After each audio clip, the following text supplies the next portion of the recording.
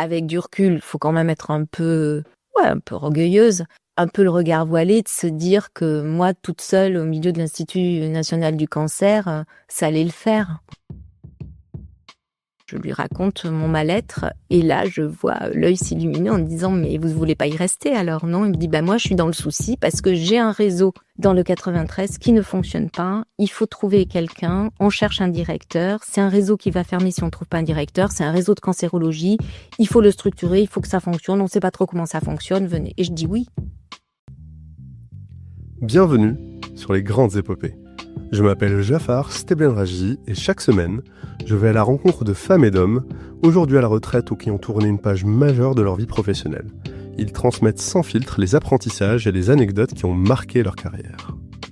Aujourd'hui, je vous propose la suite et fin de mon échange avec Anne Festa, militante associative qui a consacré une grande partie de sa vie professionnelle à une meilleure prise en charge des personnes atteintes d'un cancer.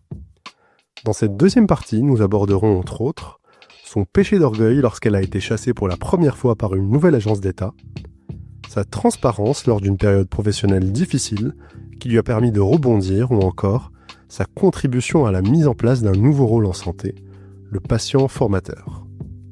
Avant de vous laisser avec Anne, quelques mots sur les singularités de ce nouveau podcast. Pour vous proposer le contenu le plus authentique, inspirant et actionnable, toutes les expériences abordées avec mes invités sont totalement révolues. Cela assure une liberté de ton maximale, ainsi qu'une meilleure prise de recul. Les entretiens sont enregistrés dans les conditions du direct, sans coupure ni montage au domicile de mes invités partout en France. J'aborde des réflexions de carrière, mais aussi des enjeux business associés pour contextualiser un maximum leurs apprentissages. Enfin, les entretiens sont découpés en 2 parties, diffusées chaque mardi et vendredi, et durent entre 45 minutes et 1 heure chacune. Et maintenant, place à votre épisode avec Anne Festa.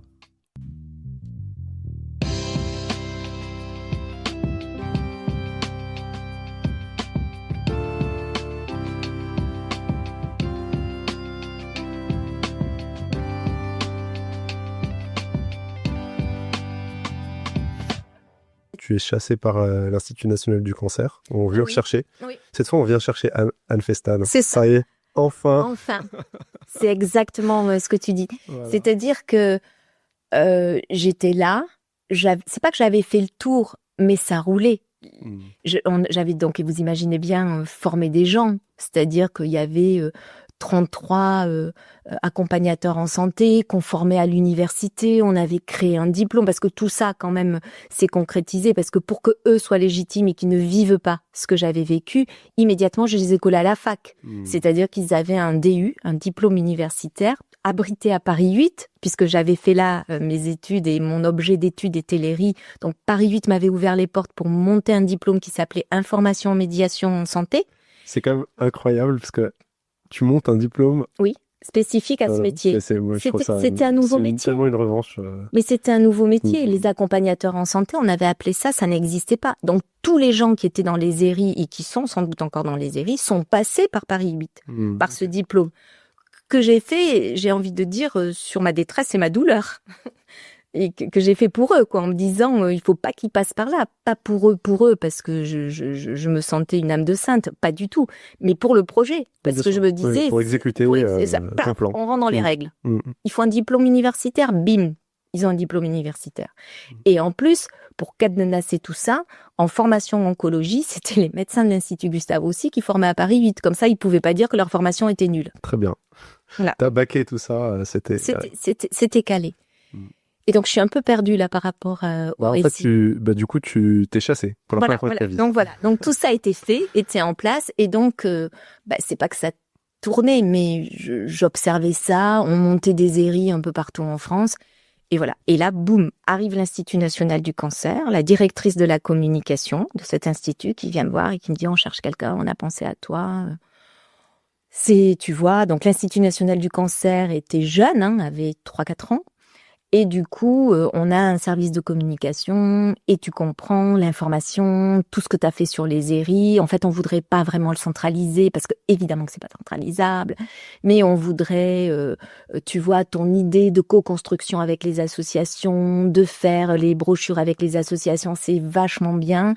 Et on voudrait vous aider, et on voudrait que l'Institut national du cancer soutienne ça. Et ça, comme on n'avait pas en rond avec les associations, il y avait l'association des laryngectomisés qui avait un vieux bureau tout seul, vivre comme avant. Enfin voilà, c'était des petites associations autour du cancer par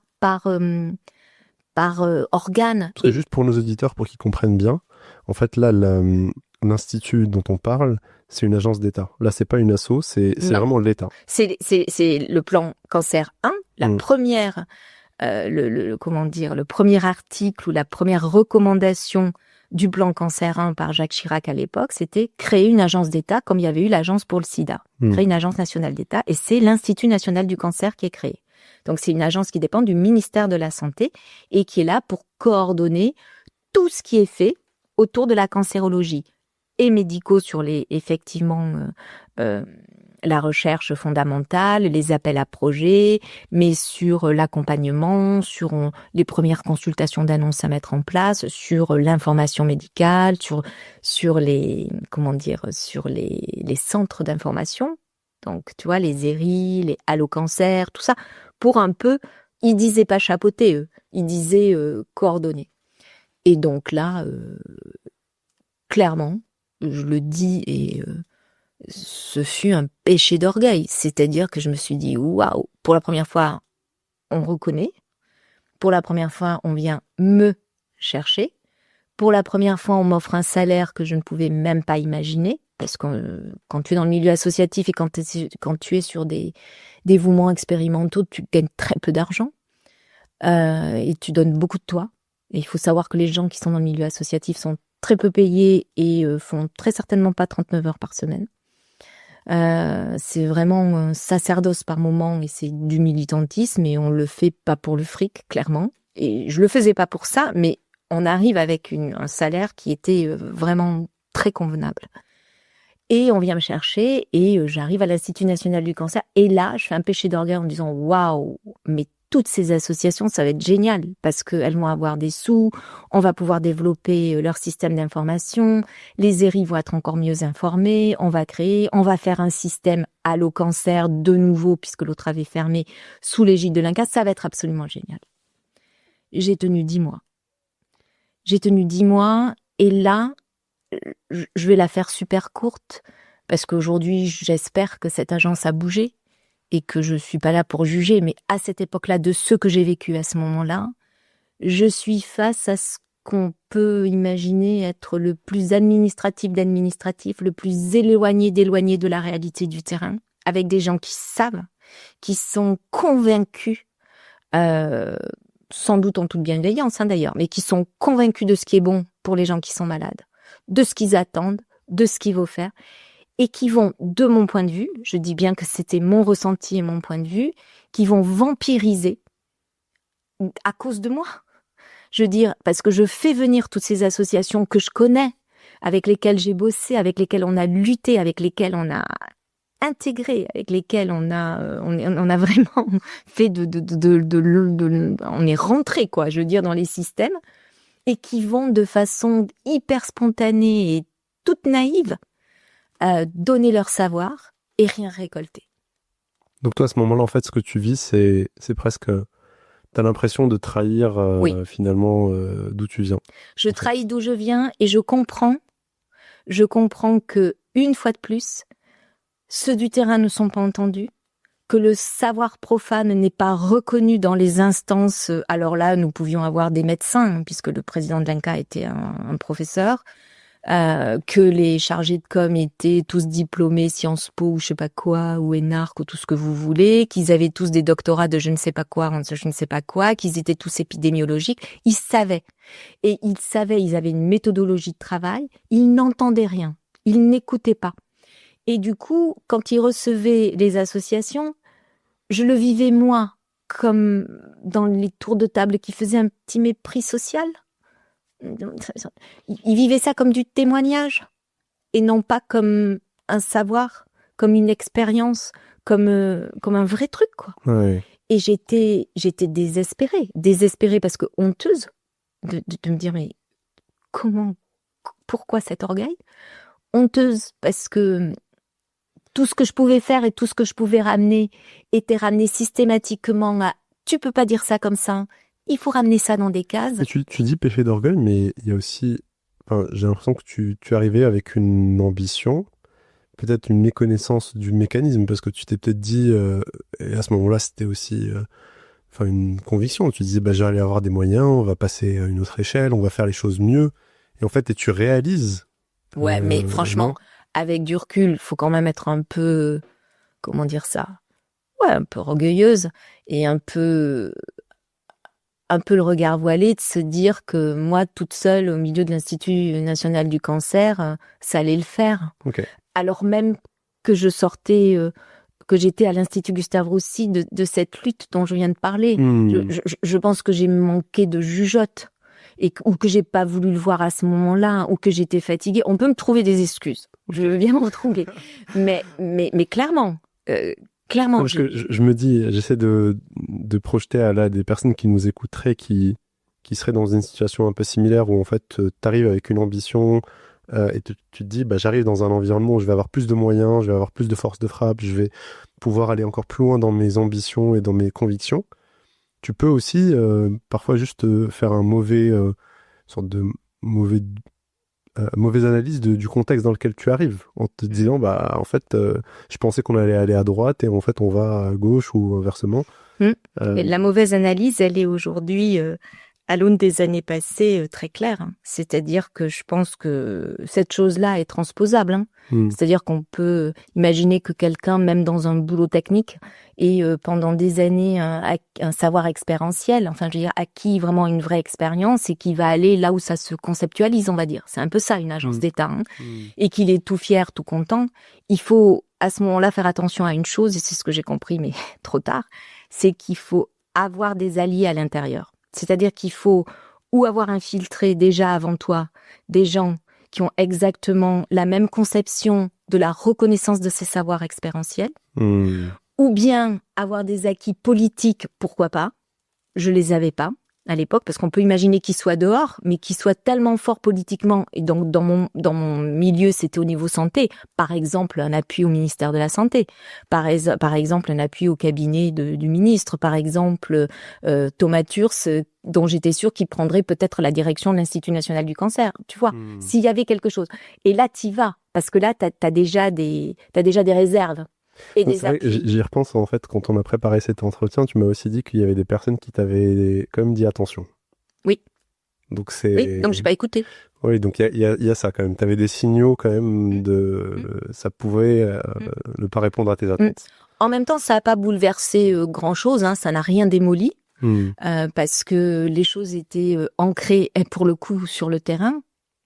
Autre satisfaction, c'est qu'une fois que tu es intégré dans le terrain, c'est extrêmement dur de démolir les choses. Parce que même si tu les démolis dans la forme dans laquelle elles sont, et on le verra plus tard, elles vont, c'est pas qu'elles vont renaître, mais elles vont muter. Elles vont se transformer et elles vont continuer la même mission. Et ça, aujourd'hui, je le sais. Mais à l'époque, j'avais l'impression que c'était une catastrophe absolue. Mais quand on est attentif à ces jalons-là, à ces soutiens-là, on va beaucoup plus vite, on fait pas de péché d'orgueil et on y va avec un plan.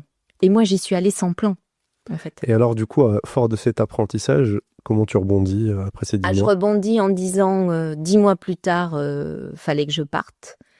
Et comme c'était insupportable, je me suis dit, le seul endroit où je peux retrouver un sens à ce que je fais, pour m'aider à comprendre ce que je fais dans cette agence, c'est de retourner sur le terrain. Et donc, mon boulot me permettait ça, puisqu'il fallait que j'aille chercher l'information sur le terrain. Donc, je suis allée sur le terrain, et en allant sur le terrain, je suis allée par intuition, et je te jure que c'est vrai, par intuition là où j'habitais, dans le 9-3, à l'hôpital Avicenne, un des hôpitaux de la PHP de la ville de Paris, où est soignée la population du département le plus pauvre de France. Donc l'hôpital Avicenne est un hôpital très particuliers. L'hôpital Jean Verdier et René Muret à Vicenne, qui est le groupe hospitalier universitaire aujourd'hui du 9-3, sont des endroits très particuliers. Et je suis allée là parce qu'il y avait un espace de rencontre et d'information que j'avais monté quand j'étais à la Ligue quelques années auparavant. Et je suis allée voir la jeune femme pour qu'elle me parle des gens qui venaient à l'ERIC, pour que je comprenne qu'est-ce qui se passait dans cet endroit, parce que j'avais eu avec elle des conversations où en gros elle me disait, elle s'appelait Magali, je me souviens, où Magali me disait que mes brochures, en gros elles servaient à rien parce qu'il y a 197 langues parlées dans le 93, qu'il y a non pas des problèmes, mais il y a une richesse culturelle telle que la santé, on l'appréhende pas tout à fait pareil, quoi.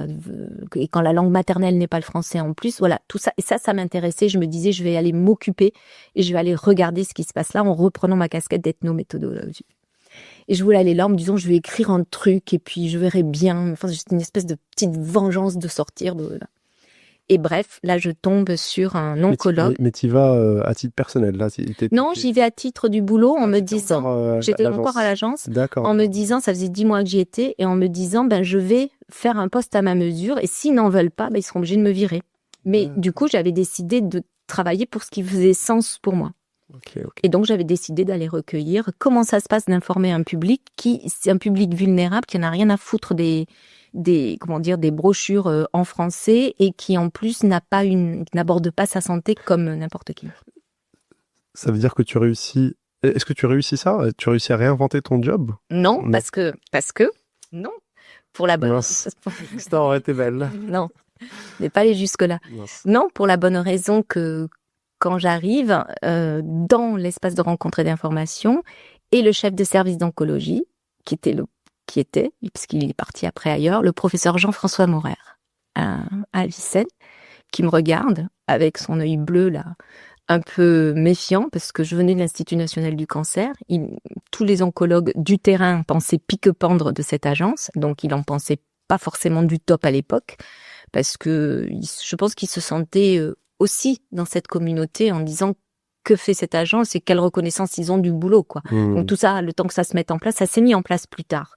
Mais on était encore dans la période où c'était pas encore acquis. Mais t'as souffert de cette image-là, en fait, en arrivant là. Ouais. Et il m'écoute et il me demande comment ça va, et moi, hyper franche, je lui dis que ça va pas du tout et que je lui raconte mon mal-être. Et là, je vois l'œil s'illuminer en me disant, mais vous voulez pas y rester alors? Non, il me dit, moi, je suis dans le souci parce que j'ai un réseau dans le 93 qui ne fonctionne pas. Il faut trouver quelqu'un. On cherche un directeur. C'est un réseau qui va fermer si on trouve pas un directeur. C'est un réseau de cancérologie. Il faut le structurer. Il faut que ça fonctionne. On sait pas trop comment ça fonctionne. Venez. Et je dis oui. Je dis oui.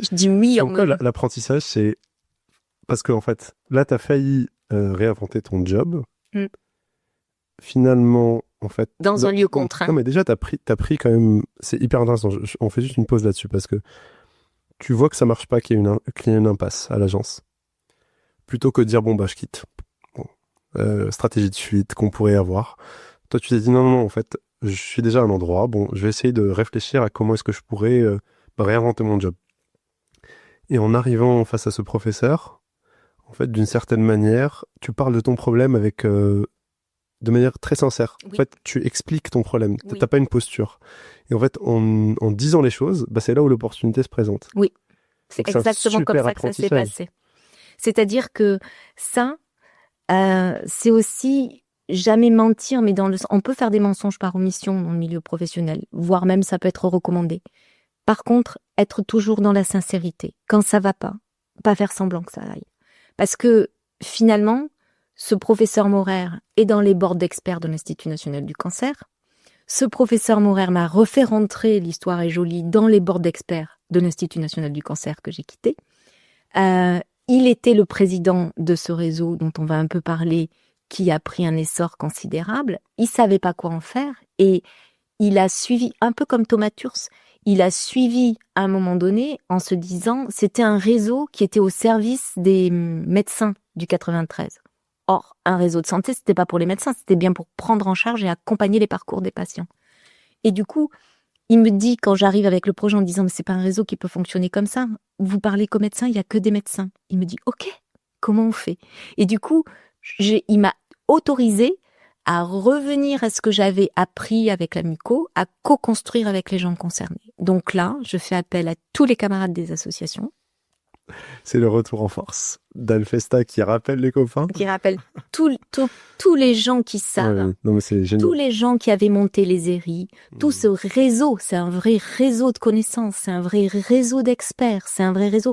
Ça va de gens qui s'occupent de réinsertion professionnelle, à de gens qui s'occupent de prise en charge de santé mentale, à des gens qui s'occupent d'addiction, à des gens qui s'occupent de tox dans la rue, à des éducateurs de rue, à des gens de l'aide sociale à l'enfance, à des instituts, à des profs, ça va, tout ce qui fait ta vie avec une maladie, non pas une maladie, mais bien une personne malade, et donc non pas un parcours de soins, mais bien un parcours de santé.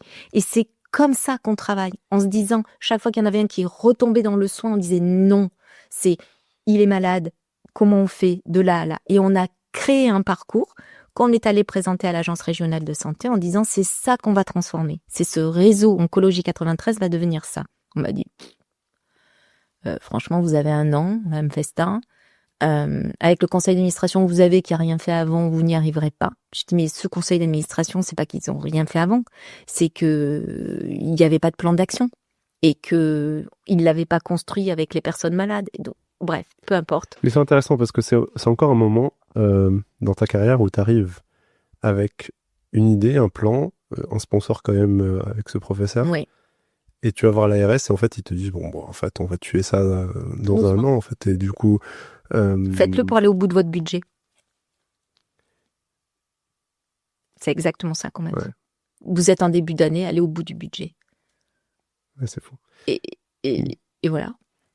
Et là comment t'arrives à en fait finalement t'arrives à t'en sortir parce que ça y est t'avais relancé le train et en fait ils étaient obligés de suivre quoi. Comment est-ce que Comment est-ce qu'on sort de ce type d'impasse parce que... On sort de ce type d'impasse parce que merci l'ethnométhodologie, merci la méthodologie de travail, et que je comprends que lorsqu'on monte un projet, je l'ai pressenti quand j'ai fait mon travail, et c'est Thomas Turce et Ruffier, Mario Di Balma, tous ces mecs-là qui m'ont appris ça, c'est que ça sert à rien de monter un projet si tu l'évalues pas. C'est-à-dire que les projets, ça reste une expérimentation tout le temps, si tu l'évalues pas. Et du coup, avec le groupe de travail, avec les gens qui étaient là autour de nous, on a bossé, mais des heures entières, quoi. Oui, c'est la mesure d'impact, en fait. Ouais, en se disant, comment on va faire pour prouver que ce qu'on fait, mais là, en même temps qu'on le fait, parce qu'on n'avait pas le temps. On avait 1 an devant nous. Et donc, je dis, on va se mettre en position recherche-action. C'est-à-dire qu'en même temps qu'on va le faire, on va se faire observer. Les camarades de Paris 8, les universitaires. Ouais. Il se trouve qu'à Vicennes, il y a la fac de médecine. Donc le professeur Morer, il me dit, il faut que tu ailles voir le gars qui s'occupe d'épidémiologie, il faut que tu ailles voir tel médecin, machin. Et donc du coup, se crée un réseau hyper bienveillant et des gens qui nous forment, des gens qui nous disent, là tu te plantes, fais ça comme ça, et qui se servent de l'evidence-based medicine, c'est-à-dire de la preuve, je veux dire, qu'un traitement est efficace, en disant, tu vas l'appliquer à ce que tu fais sur l'accompagnement des patients. Là-dessus, c'est un peu la rencontre entre des médecins d'Avicenne, et après c'est le professeur Laurent Zellec qui a porté ça à bout de bras jusqu'à aller publier au Congrès international de l'ASCO aux États-Unis sur ce qu'on faisait quand même. Laurent, il est arrivé à ça. Donc du coup, il y avait le professeur Zellec qui arrivait avec tous ses potes-là, je veux dire, qui faisaient de la recherche, et il y avait moi avec les sociologues. Philippe Bataille, Sandrine Bretonnière, les gens de Paris 8. Et donc tout ça, on s'est mis ensemble. C'est la rencontre de 2 mondes et avec la méthode scientifique en fait qui vient... Qui vient chapeauter tout ça, et on s'est mis en réflexivité.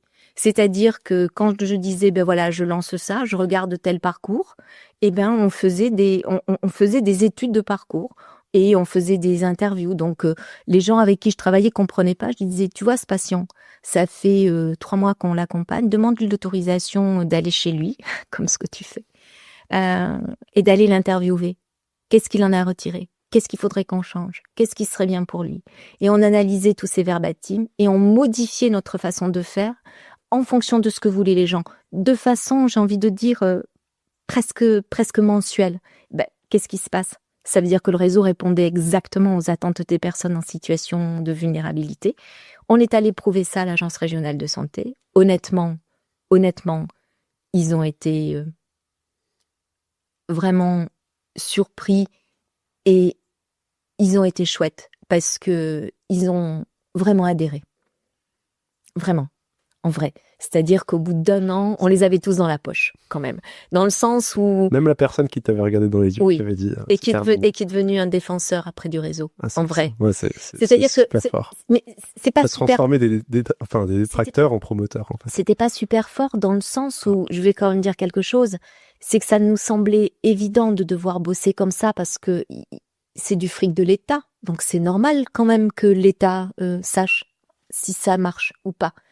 Et personne travaillait comme ça. Non, mais je veux dire, t'aurais pu en fait les convaincre parce qu'il y a des résultats, mais que tu sais l'ego des personnes ou qui disent bon ben ok d'accord très bien elle a réussi, mais au fond en fait ça reste des personnes à minima neutres, tu vois qui. C'est un autre péché d'orgueil en fait. Tu sais ce que j'ai fait là. C'est-à-dire que je voulais pas juste qu'ils disent elle a des bons résultats. Je voulais avoir tous les arguments. C'est une espèce de vengeance aussi, je pense quelque part, une espèce de rage de leur dire vous vous trompez.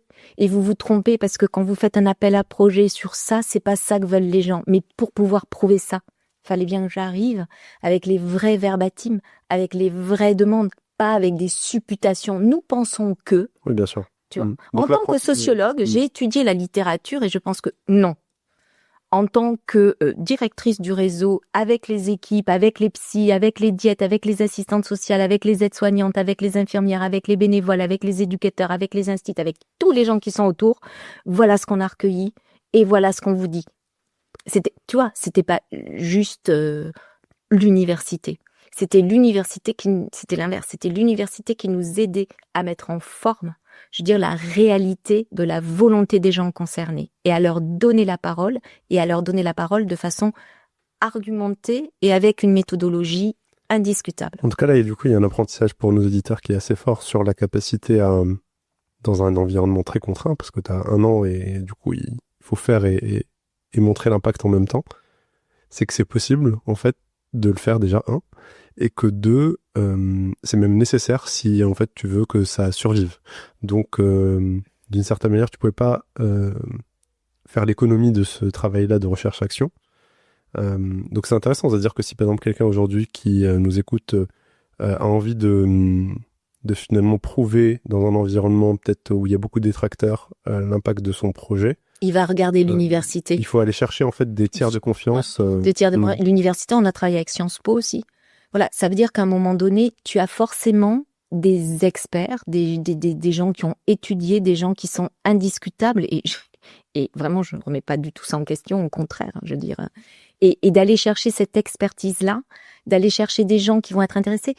Tous les professeurs d'université sont intéressés par avoir un terrain parce qu'ils ont des ptios là à faire les stages de master, parce qu'ils ont souvent des thésards et ils cherchent des terrains. Donc quand tu arrives avec un projet, souvent c'est ton terrain qui va initier le projet universitaire. Et ça, j'ai découvert ça aussi. C'est-à-dire que quand j'arrive en disant « Oh, ça, je galère là-dessus parce qu'on aimerait bien avoir tel impact et tout », ils disaient « Ah ouais, mais c'est hyper intéressant. Et t'as qui? Et t'as quoi? Et t'aurais combien de patients? Et non. » Et donc du coup, on arrivait à dire « Mais attends, on va écrire un projet. » Donc moi, je sais pas faire ça. Mais eux, ils savent. Et donc du coup, ils revenaient valider auprès du terrain. Et du coup, ils allaient chercher, même eux, de leur côté, des financements qui permettaient de faire des études. Et moi, je sais aujourd'hui, parce que j'en ai discuté avec les universitaires, que dans tous les domaines, c'est possible. Dans les domaines technologiques, dans les domaines, je veux dire, de l'intelligence artificielle, dans les domaines d'agriculture, dans les domaines de tout. Je veux dire, c'est qu'à un moment donné, si tu es face à un projet, que tu as besoin de prouver, d'analyser, ça te permet 2 choses. La première, de rectifier le tir pendant que tu marches, et du coup de pas te planter à la fin de ton étude. Et la seconde, lorsque tu arrives avec ton expérimentation d'1 an, de 2 ans, 1 an c'est souvent court, mais ça donne une direction, ça donne à sentir des choses. Et du coup, on peut pas t'arrêter. Quand tu vois que de 0 patient, tu passes à 400 patients à file active, quand tu vois que sur ces 400 patients, il y en a 80 qui sont en éducation thérapeutique, qui suivent leur traitement, quand tu vois que tu fais augmenter le taux de dépistage du cancer du sein, tu vois, tout ça. Oui, c'est des résultats concrets. C'est des résultats concrets. Et quand à un moment donné, tu arrives avec de l'humain, non pas comme une histoire, tu sais qu'on raconte là, les histoires de chasse, mais que tu fais développer, je veux dire, un tout petit livre de 10 pages avec l'histoire de parcours que tu as enregistré comme tu es en train de faire avec moi, d'une personne que tu laisses parler, et que les gens de l'ARS qui sont tellement éloignés du terrain entendent ça, c'est un peu leur mettre dans les yeux, dans les oreilles et dans le cœur la réalité de à quoi ça sert l'argent qu'ils nous donnent, à quoi ça sert pour eux de coordonner un réseau. Ils matérialisent et c'est pour ça qu'ils m'ont dit merci. C'est parce que personne faisait ça et je me suis rendu compte aussi, autre enseignement, que quand tu arrêtes de prendre de haut pour des gratte-papier, les gens qui sont dans les agences et tout ça, mais que tu vas co-construire avec eux, que tu vas leur dire j'ai besoin de vous pour ça. Laissez-moi un an, faites-moi confiance et si je me plante et vous aurez raison, mais accompagnez-moi. Et quand même tu fais co-signer l'Agence régionale de santé sur un article scientifique avec le professeur Laurent Zellec, eh bien je veux dire, c'est aussi leur rendre à eux une image qui n'est pas juste l'image des empêcheurs de tourner en rond. Et c'est devenir C'est une idée très forte ça aussi. Tu vois, c'est aussi avoir de la reconnaissance au sens grammatical du terme, reconnaître la place de l'autre. Et dans un parcours de santé, même si les tutelles, on a l'impression, nous, les gens du terrain, qu'elles nous enquiquinent plutôt qu'autre chose, c'est faux. C'est-à-dire que si tu comprends comment elles fonctionnent et si tu comprends leurs contraintes, ben, tu leur amènes aussi un peu d'ensoleillement à eux aussi. C'est-à-dire qu'à un moment donné, tu leur amènes la possibilité de se sortir de leur tableau Excel, là, mais sans en sortir, c'est-à-dire en répondant à ce que leur demande le ministère. Avec en plus des super trucs à côté où ils peuvent eux-mêmes dire « Regardez dans notre département, on a fait, mais on a fait différemment. » Et ça marche, et ça a marché. Et ça a duré 16 ans. Ça a duré 17 ans. 17 ans. 17 ans de bonheur, 17 ans de joie absolue, 17 ans de rencontres et puis surtout de co-construction avec des équipes, très honnêtement, je crois que de toute la France et de tout le territoire français, j'ai été la directrice de réseau avec la plus belle équipe du monde. Je veux dire, c'était, ce fut, ce sera, ce sont des gens extraordinaires qui continuent à porter ces choses-là différemment ailleurs et dans le 9-3. Génial. Bon, en tout cas, c'est super inspirant. À la fois sur ce que vous avez réussi à faire tous ensemble et puis toi, en tant que professionnel, comment est-ce que tu l'as vécu et ce que tu apprends là, franchement, c'est des super apprentissages. Tu m'as parlé aussi du patient formateur. C'était aussi à cette période-là? Absolument. Pour rembobiner un tout petit peu, lorsque j'arrive au réseau et donc avec ce soutien de Paris 8, et ce besoin de faire reconnaître ce que veulent les personnes, de façon très spontanée, je regarde ce qui se passe au Canada. Mais ça, j'avais déjà regardé avant. Et au Canada, le concept du patient formateur, je veux dire, il existe. Et là, j'ai une rencontre qui est une rencontre littéralement foudroyante d'amitié avec un directeur de recherche du laboratoire de Maison Blanche, un psychologue, docteur en psychologie, qui est un de mes amis les plus chers aujourd'hui, mais à l'époque, c'était quelqu'un que j'admirais et que j'osais à peine aborder, qui s'appelle Tim Grissom. Tim, il est australien, et Tim, c'est quelqu'un qui a amené un peu en France, en santé mentale, ce concept du patient formateur. Et j'ai la chance de le rencontrer grâce à la personne de la Ligue qui est Claire Compagnon, parce que Tim a été le directeur de Aide Île-de-France dans le sida. Donc du coup, tu vois, c'est ces mêmes personnes qu'on retrouve dans le région. Change de lutte, mais qui... Voilà. Et Tim, donc chercheur en santé mentale, travaille là-dessus. Et je lui dis, vous, à l'époque, je le voyais, je dis, voilà, en cancérologie, moi, je pense que, par exemple, les gens porteurs de colostomie, ils savent exactement comment la nettoyer, ils savent exactement où ça les enquiquine, comment faire, et puis les infirmières, elles enseignent ça, ça marche pas, ça colle pas, parce qu'elles écoutent pas, tout ça. Il me dit, ça s'appelle, il me dit, bien sûr, il me dit, les gens qui sont concernés, ils savent, hein. Je dis, ouais, messieurs, mais... Et de fil en aiguille, de discussion en discussion, il comprend que je suis à Paris 8, il comprend qu'il y a ce DU, ce diplôme universitaire, et il me dit la même chose que dans Mathieu. Il me dit, au lieu de pédaler dans la semoule là et de mouliner avec tes petits bras, il me dit, tu as fait ce diplôme universitaire pour former les gens, accompagnateur en santé, en cancérologie. Figure-toi que moi, je travaille en psychiatrie et que je suis sur un concept avec les associations en psychiatrie, du patient formateur en psychiatrie pour mettre des médiateurs santé au cœur des hôpitaux psychiatriques pour accompagner les familles au moment du diagnostic et que des gens schizophrènes racontent à des familles ce que c'est qu'être des schizophrènes, eux-mêmes étant schizophrènes. Je dis waouh! T'en es là, toi. Je veux dire, quoi. Moi, si tu veux, ça va pas être tout à fait comme ça. Moi, toi, c'était juste un peu un truc. Et du coup, de fil en aiguille, je la fais courte. Team avec les associations. On monte un tronc commun, information, médiation en santé. Tronc à droite ou à gauche, genre, peu importe, l'oncologie. Boum, la psychiatrie, santé mentale avec les équipes de team. Et tout ça, voilà. Et team me dit, il faut que tu fasses en cancérologie le patient formateur. Et du coup, je lui dis, comment on fait? Il me dit, pareil, tu vas à l'université. Donc là, ça a été très difficile. J'ai initié. Il y a d'autres gens dans d'autres pathologies qui sont allés un peu plus loin. Je pense aux patients hémophiles, aux patients formateurs en hémophilie portés par Thomas Sagnier, qui était l'ancien président de l'Association française d'hémophilie. Thomas a commencé en hémophilie. Moi, j'ai continué un peu sur une fac à droite, un peu sur une fac à gauche. Ça dépendait du doyen, mais j'arrivais pas à consolider tout ça. Et en fait, pendant ces 17 ans, les jeunes femmes qui sont rentrées au réseau, bien plus jeunes que moi, elles étaient toutes petites à l'époque, aujourd'hui elles ont une petite quarantaine d'années, on les a formées à ça, et en particulier une ou deux, dont une qui s'appelle Aïché Turna. Et Aïché, elle a continué avec moi. Après, quand je suis partie du réseau, elle est venue avec moi. Elle a travaillé avec l'université, une autre université, Catherine Tourette-Turgis, qui, elle, a fait ça pour le sida. Donc, on retrouve ces modèles, comment s'inspirer de choses qui ont déjà été faites. C'est pas la peine d'aller réinventer la poudre, comment on peut faire de la modélisation. Et Aïché est arrivée, alors que moi, j'étais déjà partie et sur autre chose, à commencer à faire reconnaître, à salarier. Le patient formateur en cancérologie existe et il y en a 2 qui ont été embauchés à l'hôpital sur mon article 51 que j'ai fait sur la fin de carrière avec Martin Hirsch, ont été embauchés à Jean Verdier et à Avicenne des patients formateurs en cancérologie qui travaillent à côté d'infirmières et à côté de diététiciennes.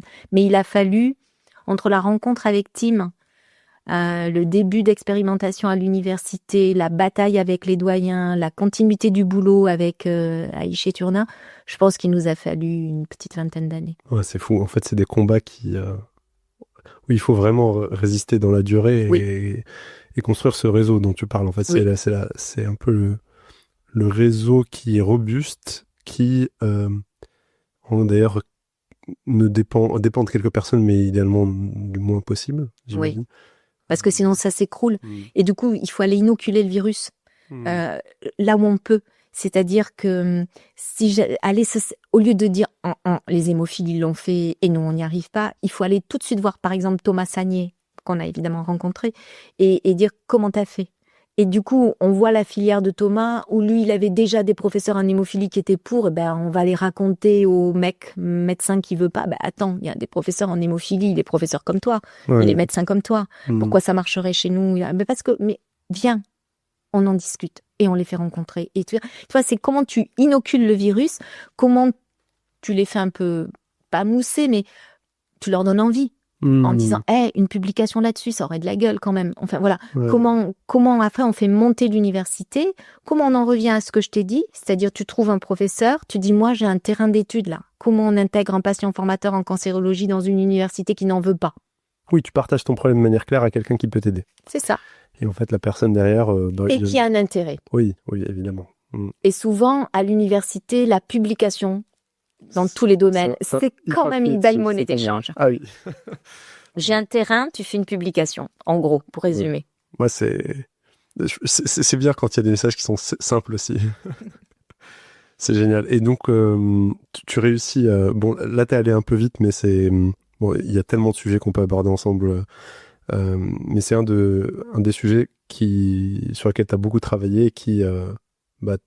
est toujours là aujourd'hui et qui est robuste et qui va devenir de plus en plus robuste, de plus en plus incontournable et on n'est pas loin du rêve qu'il puisse y avoir des validations de modules d'étudiants en médecine avec dans le jury des personnes malades. Et des patients formateurs. c'est drôle, j'en parlais ce matin avec moi. Elle faudra que je la cite, mais avec une personne qui est médecin. Ce matin, qui me disait parfois, en fait, quand t'as une seule personne, un patient, t'as aussi ce challenge de ta capacité à prendre du recul sur ta propre expérience. Ce qu'ils appellent la bonne distance. Oui, c'est ça, en fait. Et moi, je parle de bonne proximité, tu vois. Voilà. Et est-ce que, ma question totalement naïve, c'est est-ce qu'il y a des cas où il y a des collèges de plusieurs patients qui, du coup, donnent du coup cette capacité de prise de recul de plusieurs points de vue sur... Alors, nous, on n'a pas fait ça comme ça, mais ça aboutit à ça à la fin. C'est-à-dire que quand on a formé des personnes malades qui voulaient devenir patients formateurs, on les a formés à l'université, on a travaillé avec eux et on les a fait parrainer. Mais il y avait une psychologue, une vraie psy, quoi. Tu vois, qui n'était pas une personne malade, dont le métier était psychologue et qui faisait ce qu'on appelle une supervision. Okay. Cette psychologue, pendant 1 an, elle faisait la supervision des premiers. Et ensuite, quand ils étaient lâchés, quand ils allaient à l'université, quand ils allaient dans les hôpitaux, quand ils allaient voir dans les écoles d'infirmières, parce qu'il n'y a pas que la fac de médecine, il y a des écoles d'infirmières, des écoles d'aides-soignantes, il y a toutes les formations de tous les métiers médicaux et paramédicaux. Et quand ils étaient là, on avait toujours quelqu'un qui avait du recul, qui du coup avait acquis cette expérience. Et comme on est quand même en accord avec sur lequel on s'est battu, eh bien ceux-là parrainaient d'autres. Et s'ils étaient en difficulté, ils avaient toujours recours à la psychologue. Et donc, du coup, il y avait d'abord une supervision pour tout le monde, comme pour toutes mes équipes et comme pour moi-même. On était supervisés par une psy. Moi, j'ai été supervisée pendant 20 ans, pendant des psychologues, à la fois personnellement, à la fois en équipe, et mes équipes en équipe, et tous les membres de mon équipe personnellement, chaque fois qu'ils le souhaitaient. Et ça, c'était dans mon budget. Très clair. Je veux dire, c'était très clair. Okay. Et on a fait pareil avec les personnes malades, non pas parce que c'était des personnes malades, mais parce qu'elles étaient elles aussi en accompagnement, ou elles aussi face à des médecins qui pouvaient leur envoyer des choses un peu bouleversantes. Et donc du coup, ça s'est passé comme ça. Donc il y avait une psy qui était extraordinaire au réseau, qui travaillait quasi essentiellement là-dessus parce qu'elle était formée à la supervision et à ce type d'approche, et elle a démarré l'expérience avec moi depuis le début. Sarah Rodriguez, et puis ensuite et Miranda Laurelie, les deux. Et ensuite il y avait cet accompagnement qui était un peu tu vois, comme les groupes d'alcooliques anonymes, c'est-à-dire comment à un moment donné, c'est ce qu'on appelle la paire aidance. Et ça, la paire aidance, c'était le cheval de bataille de Tim Grison. Et du coup, on apprenait de la santé mentale, on apprenait de Tim, on apprenait des groupes de parole des personnes touchées par le sida à l'époque. On a fait ça en cancérologie, on a créé des groupes autonomes de paire aidance en cancérologie, de femmes, sur les problèmes intimes, de sexualité, de vie intime, de vie familiale, de vie amoureuse. Personne n'en parlait. Donc elles en parlaient entre elles. Une fois avec une gynécologue, parce qu'il y avait quand même besoin de technique. La psy était là, et ensuite la psy s'en allait. Et chacune était comme une discussion entre amis avec la psy dans la pièce d'à côté s'il y avait besoin, parce qu'on savait pas répondre ou parce qu'il fallait accueillir des choses beaucoup plus douloureuses. Donc oui, ça s'est fait comme ça et les patients le faisaient. Super. Merci d'avoir répondu à mes questions, en tout cas, de profane. Mais le savoir profane, c'est très bien aussi. Mais oui, ouais, ça c'est un des trucs que je vais retenir aujourd'hui. Ensuite, après ces 17 ans, tu quittes ce réseau. Ouais. Comment ça se passe en fait quand tu quittes ce réseau D'ailleurs, pourquoi tu quittes ce réseau J'en peux plus. J'en peux plus. J'en peux sincèrement plus. Je suis au bout. Je suis, avec du recul, je dirais au minimum déprimée. Peut-être un peu en burn-out. Et j'ai du mal à dire déprimée, mais peut-être. Fatiguée de cette lutte permanente. Et puis, je m'aperçois d'un truc où je suis fière de moi, parce que là, pour le coup, j'ai pas fait de péché d'orgueil. Je m'aperçois en regardant les équipes qu'il y a la relève.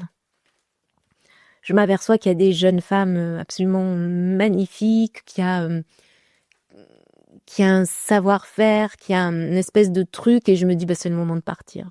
Et j'étais vraiment fatiguée, et je sais que je le laisse. Il y avait toujours Laurent Zellec qui était là, qui était président, et je sais que je le laisse.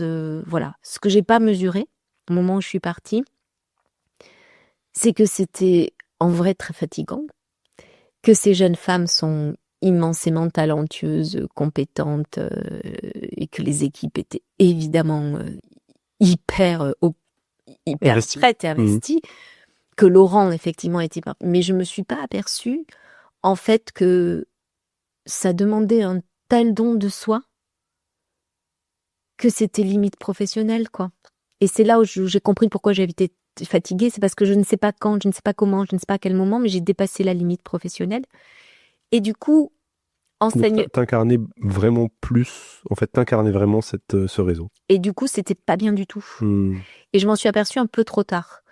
Et en même temps, c'est pas à cause de moi non plus, mais en même temps, l'Agence régionale de santé avait voté, enfin, l'État avait voté cette nouvelle loi au plan de sécurité sociale qui était de regrouper les réseaux et de faire en sorte qu'il n'y ait pas 2 réseaux dans un département, mais un seul, qu'il y avait beaucoup de budget sur les accompagnements psy. Moi, je travaillais avec des ethnopsy, puisque je te disais qu'il y avait 197 langues parlées et que l'appréhension de la maladie en Afrique du Nord, c'est pas tout à fait la même. Tu as des croyances avec la chance que j'étais, c'est d'être à Paris 13 avec Marie-Rose Moreau, Toby Nathan, Thierry Baudet, qui sont des psychiatres qui s'occupent de l'interculturalisme. Donc, du coup, on travaille avec des psy interculturels. Tu comprends, on faisait des trucs de normaux, moi je trouvais, mais qui n'étaient pas faits ailleurs en fait.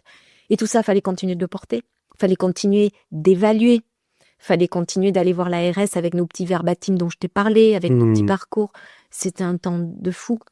Et du coup, il fallait qu'on retrouve une autre position pour rester dans les règles comme on avait toujours fait, mais de nouveau les modifier, puisque les règles changeaient. On allait fusionner, on allait être qu'un, on allait plus faire de parcours, on allait, tu vois. Et parce que toi, tu avais en fait cette le mot, mais intelligence situationnelle. En fait, tu savais jouer avec le contexte pour que, malgré des vents contraires, etc., tu trouvais une ligne de crête.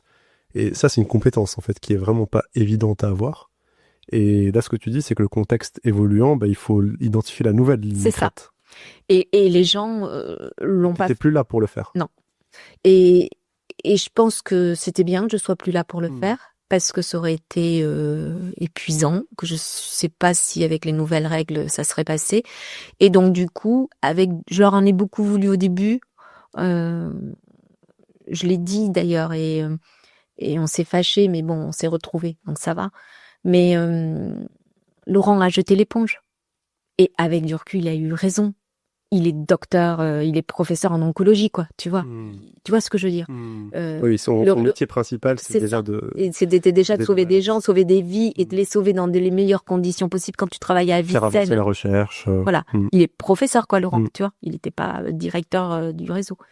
Donc, du coup, je comprends tout ça. Je comprends que des jeunes femmes se soient dit, mais est-ce que j'ai envie d'y passer ma vie perso, mes dimanches, mes soirs et tout ça? Je comprends. Et elles ont bien fait de pas le faire, parce que finalement, elles ont eu l'intelligence que j'ai eue sans doute trop tard. C'est qu'elles sont allées ailleurs et qu'elles ont su utiliser toute l'expertise qu'elles ont acquise pour finalement, elles, du coup, se mettre dans les nouveaux habits des nouvelles structures, des nouveaux cadres. Et je te dis, pérenniser le concept du patient formateur dans le handicap, dans tous les handicaps, les personnes en situation de handicap. Et l'autre, qui était une jeune femme que j'ai arrachée de l'école d'infirmière en lui disant « Tu sais que tu seras jamais infirmière », qui a été formée au réseau, qui a fait toute sa carrière en réseau, qui est aujourd'hui la directrice de la première CPTS qui a été mise en place en Île-de-France. Donc, qui est cette communauté des professionnels d'un territoire de santé qui a bien cette idée de co-construire avec tous les gens, et d'y introduire les patients, et elle fait ça très bien. Génial. L'histoire se termine bien quand même. Et là, on attaque peut-être les 2 derniers chapitres de ta carrière professionnelle. En tout cas, les 2 avant que tu passes dans une posture plus de consultante. Là, on vient quand même te chercher une deuxième C'est fois, ça. quand même. Oui. Donc là, c'est quand même. Mais Et en plus, c'est pas n'importe qui vient te chercher. oui, mais on vient me chercher parce que ça passe par la direction de l'hôpital Avicenne. Hmm. Et il y a des directeurs dans chaque hôpital, et le directeur de la PHP, à l'époque, c'est Martin Hirsch. Et moi, j'ai beaucoup d'admiration pour cet homme-là, à la fois en tant que, même si c'est hyper controversé et que je vais pas forcément me faire des amis, mais à la fois en tant que directeur de la PHP, et je l'assume, et à la fois parce que je savais de lui. Quelqu'un qui... alors après, il y a le scandale de l'abbé Pierre, mais je veux dire, mon Dieu, il fait partie de tous les gens qui y ont cru, hyper sincèrement et sans aucune ambiguïté. Et donc, il était à la fondation de l'abbé Pierre, il était chez Emmaüs et tout ça, et je sais ce qu'il faisait. Je connais l'engagement de cet homme. Et c'était pas fin, et il est immensément intelligent, et c'était quelqu'un que j'admirais, comme ça. Et quand il y a eu les nouvelles lois de finances de sécurité sociale sur l'obligation de regroupement des GHU, des groupements hospitaliers universitaires sur un territoire, comme tu dirais ici, Brest, référent de l'hôpital de Morlaix, et puis de l'hôpital de Lannion, et puis je dirais avec des satellites, des consultations déplacées d'experts qui viennent au plus proche avec la référence universitaire sur les situations médicales complexes, mais t'as pas besoin d'aller à Brest si t'as un bouton en dermato, enfin tu vois, tout ça. Je veux dire, et l'hôpital ouvert sur la ville avec la coordination ville-hôpital pour désengorger les urgences, tout ça se réfléchissait, et donc ils ont créé un article qui était l'article 51 où il fallait répondre en sorte un appel à projet pour imaginer une organisation sur un territoire qui pourrait à la fois désengorger les urgences, à la fois faire travailler l'hôpital avec la ville, avec les bastons et la haine par moments et le mépris qu'il peut y avoir entre le monde hospitalier et la médecine de ville. Alors, j'ai pas vu ça en Bretagne, figure-toi. Je suis arrivée en Bretagne en me disant ça va être pareil. Pas du tout. Je veux dire, mais alors en Île-de-France, c'est vraiment costaud.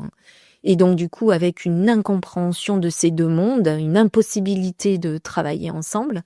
Et donc, du coup, fallait imaginer. Et donc, Martin Hirsch m'a proposé en disant, l'enjeu, c'est de répondre à l'appel à projet, mais pas que, c'est de le remporter, quoi, de gagner. Il y avait, je sais pas combien d'appels à projet, avec 18 élus en France. Et je m'y suis collée. J'ai mis 6 mois à le rédiger, à le travailler. Alors là aussi, c'est un travail d'équipe.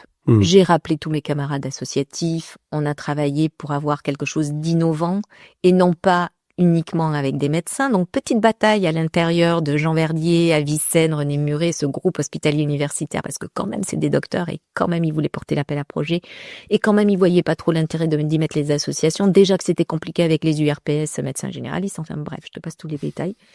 On était de nouveau dans cette même bataille, je veux dire, toujours cette sempiternelle guerre là de je ne sais pas trop quoi finalement, mais toujours dans ces postures psychorigides de chacun à sa place. On a remporté l'appel à projet, article 51. On a mené l'expérimentation. J'avais 2 ans, on l'a torché en 15 mois. Je veux dire, tout le monde a été en place, tout le monde l'a fait. Première CPTS. Et quand les choses ont été en place, j'ai senti que je re-rentrais pas dans la bataille. Et j'ai dit à Martin Hirsch et au directeur de l'hôpital Avicenne que j'arrêtais. Et je suis très brièvement partie, là aussi, sur recommandation, à la direction, être adjointe à la direction d'une association sur le handicap de 140 établissements en France, sur le handicap médico-social pur dur. Avec un peu de sanitaire, certains établissements sanitaires. Et là, je me suis dit finger in the nose. C'est-à-dire que là, je termine ma carrière super. Parce que franchement, là, je veux dire, ça va être juste mettre en place avec des équipes super. Parce que j'ai fantasmé toute ma vie, va savoir pourquoi. Je n'en sais rien, je n'ai toujours pas la réponse. Sur le fait que le médico-social était toujours plus avancé que le sanitaire. Je suis infoutue de dire pourquoi j'ai pensé ça toute ma vie. Et sur quelle base ? Sur quelle source? Sur quel argument? Zéro, en fait. Je sais pas. C'était une croyance, en fait. Qui a instillé. Peut-être parce que j'ai tellement souffert dans le sanitaire que j'ai pensé que c'était mieux ailleurs. Je n'en sais rien. Je peux pas analyser. Mais j'ai toujours pensé ça. Et quand je suis arrivée, je me suis aperçue que, à l'instant T, je suis arrivée là en 2000, je sais plus combien, à 20 ou 2021. Ils en étaient même pas là où on en était en 1990 dans le sanitaire. Et là, je me suis dit, ça va pas le faire, quoi.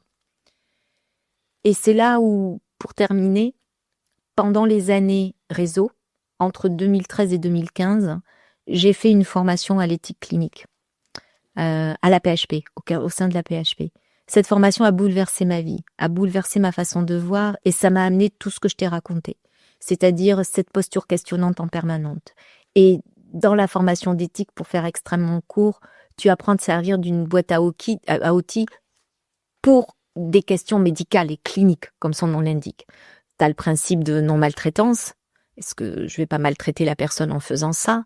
Le principe de bienveillance, je le fais, mais parce que je pense que c'est bien de le faire. Le principe d'autonomie et de compétence. Quelle est l'autonomie et quelle est la compétence de cette personne? Est-ce que je ne dois pas l'oublier? Quel est ce truc? Et ensuite, le principe d'équité. Si je le fais pour elle, est-ce que je le fais pour tout le monde? Parce que sinon, ça devient du favoritisme. Et du coup, j'ai appris à travailler dans mon cerveau avec ces 4 outils. J'ai mis 2 ans de formation avec des gens extraordinaires que je tiens à nommer. C'est le docteur Véronique Fournier qui était venue me voir à l'espace de rencontre et d'information et qui avait en tête de monter cette formation pour les médecins d'éthique clinique. Et ensuite, Nicolas Fourreur, qui est aujourd'hui encore à la tête de cette formation, qui est un médecin absolument extraordinaire. Alors lui, qui est capable de te déformater vraiment à fond, quoi. Et du coup, j'ai vécu 2 ans avec des heurts avec les médecins qui étaient en formation. Enfin, c'était d'une richesse. Ça m'a bouleversée au sens grammatical du terme. Ça a fait de moi une autre personne, cette formation. Et quand je suis arrivée médico-sociale, je me suis dit, la seule chose à laquelle je peux me rattacher si je veux pas mourir de désespoir dans cet endroit, c'est de leur parler d'éthique et d'essayer de leur apprendre à se questionner. Quelques-uns ont un peu fonctionné, mais c'était vraiment du sparadrap sur une jambe de bois. Okay. Le monde médico-social aujourd'hui est encore, et je le sais, vraiment très loin d'une remise en question. Avec, là, pour le coup, ils en sont pas responsables des manques d'organisation, des manques de budget, des manques de reconnaissance de ces métiers. C'est des gens qui sont payés 3 cacahuètes à faire des métiers existentiels qui te permettent de vivre juste. Je veux dire, c'est juste ça, quoi, les métiers qu'ils font. Et donc, du coup, c'est hyper compliqué, à la fois de lutter contre eux et à la fois de leur demander, alors qu'ils sont, moi, je pense, complètement méprisés dans l'expérience qu'ils ont. Et que je pense que s'ils étaient reconnus une autre organisation, une formation complètement différente, on exploserait plein de choses. Il faudrait peut-être une petite vingtaine d'années pour faire ça. C'est-à-dire que toute l'autre génération pourrait reprendre ça. Mais... Donc toi, à ce moment-là, en fait, tu te dis, c'est le combat de trop, en fait. Oui. Et j'ai senti que c'était le combat de trop et que là, à l'aune de mes 60 ans, c'était quelque chose qui allait me détruire pour le coup. Et je me disais que, là, encore hyper orgueilleuse, parce que j'ai quand même envisagé de le faire, ce combat. Et je me suis dit, mais j'y suis jusqu'à 75 ans. Parce que j'imaginais que moi, seule, pouvais le faire. Et là, d'un seul coup, je me suis ramenée à la raison. J'ai pensé à des Aïché, à des Magali, je veux dire, à toutes ces jeunes femmes, avec à des Chloé, à toutes ces personnes qui, à un moment donné, sont là, quoi. Et je veux dire, allez-y. Allez-y, et je pense qu'il y aura des gens qui vont le faire. Je pense que oui, le prochain combat quasiment citoyen, c'est bouger ce milieu médico-social.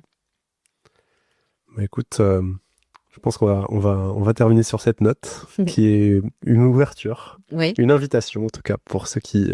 Et des possibles. Et des possibles. Pour ceux qui veulent vivre un destin... même si tu as une posture très humble, mais en tout cas un destin comme le tien, il y a des terrains de jeu. Tu disais, voilà, identifier un terrain, construire ses convictions, le faire en co-construction. Toujours. Et la co-construction dans la durée, parce que là on le voit en fait avec ton parcours, ce qui est assez... en fait, en tout cas, qui est la preuve par l'exemple, c'est que à plusieurs moments de ta carrière, finalement... les mêmes réseaux, les mêmes associations, les mêmes personnes qui ont bougé, etc. C'est des relations long terme qui finissent par en fait servir ces causes et puis qui améliorent. Finalement, voilà, on repart pas de zéro, quoi. C'est exactement ce que tu dis, c'est-à-dire que celle du début était là à la fin et qu'on a grandi ensemble.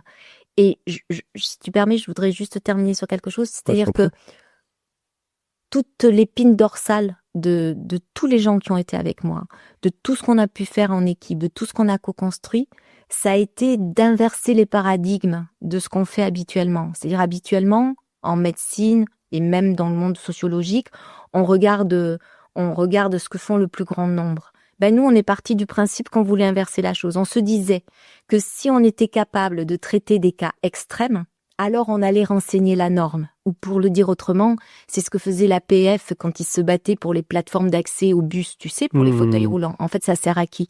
Ça sert aux personnes âgées à mobilité réduite, ça sert aux poussettes avec les mamans qui poussent leurs poussettes, ça sert... Ou les papas. Il y en a de plus en plus, tu as raison. Je suis père de 2 filles. Ok, donc tu as 2 poussettes, et donc tu vois comment c'est pratique. Je défends cette position. Tu vois, et tout ça, tu vois, ça a été conçu finalement pour, on va dire, des cas extrêmes ou les plus vulnérables, mais en fait, ça sert à tout le monde. Et du coup, ça a été ça, l'épine dorsale de tout ce combat avec toutes ces personnes. C'est de se dire, si on est capable de faire ça pour des situations extrêmes, alors on s'effastoche pour les autres. On renseigne la norme. Et c'est ça que j'ai envie de dire. Regardez toujours là où c'est le plus difficile, parce que du coup, ça sera hyper simple pour la suite, dans tous les domaines. C'est intéressant, ça me fait penser aussi à, si je fais une analogie avec la gestion de projet. Moi, ce qu'on m'a toujours appris, c'est quand tu as un projet qui est compliqué, commence déjà par lever la dépendance la plus dure dès le début. Parce que souvent, en fait, tu commences par ce qui est facile et puis ce qui est difficile arrive au bout et c'est l'échec assuré. Donc, il y a un peu de cette idée-là, mais voilà. Donc, tu vois, c'est modélisable et applicable à plein de domaines. Carrément. Bah, c'est aussi l'intention de ce podcast, c'est d'avoir toujours un peu une sorte de double lecture de ce qu'on s'est dit. Là, tu vois, ton parcours dans le milieu de la santé, il est riche, t'as appris plein de choses. Je suis sûr qu'il va inspirer plein de gens. Et moi, tu vois, qui ne suis pas du tout de ce domaine-là, je vois beaucoup d'analogies avec des milieux que j'ai connus un peu plus. Donc merci pour ce témoignage, c'était super inspirant, j'ai appris beaucoup de choses. Merci à toi parce que ça a été aussi une expérience un peu pleine d'émotions de reparler de tout ça. Tu sais, ça faisait longtemps en fait que j'en avais pas parlé. Merci. Bah, écoute, c'est un grand plaisir. Franchement, je prends énormément de plaisir à faire ces entretiens et en plus j'ai la chance d'avoir des discussions avant, après, qui sont super riches. Donc, et pour les auditeurs, bah, du coup, on se retrouve la semaine prochaine pour un nouvel épisode. Au revoir. Au revoir, merci. Bravo. Vous venez d'écouter la suite et fin de mon échange avec Anne Festin. Rendez-vous dès mardi prochain pour un nouvel invité. Et si vous souhaitez m'aider à faire connaître les grandes épopées, vous pouvez partager cet épisode à une ou plusieurs personnes autour de vous. Pour ne rater aucun épisode, abonnez-vous sur votre plateforme de podcast préférée. Et si vous pensez à une personne de votre entourage qu'il faut absolument que j'accueille à ce micro, écrivez-moi sur LinkedIn ou par email sur jafar@lesgrandsépopées.fr. À mardi!